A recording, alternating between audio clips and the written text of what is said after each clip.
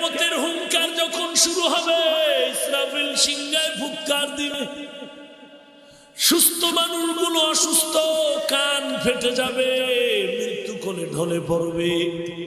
মার দুধের স্তন থেকে বাচ্চা দুগ্ধ পান করে, হঠাৎ করে মাও পড়ে যাবে, বাচ্চাও পড়ে যাবে, টের কেউ পাবে না।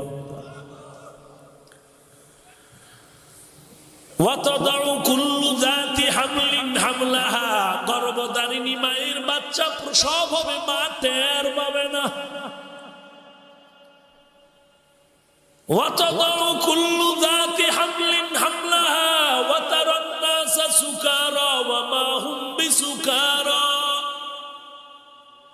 হাসরের কঠিন ভয়ঙ্কর মুহূর্ত, কিয়ামতের হুঙ্কার, বাঁশি বাজতেছে, ইসরাফিলের আওয়াজ, আওয়াজ এমন জোরে জোরে বাড়তে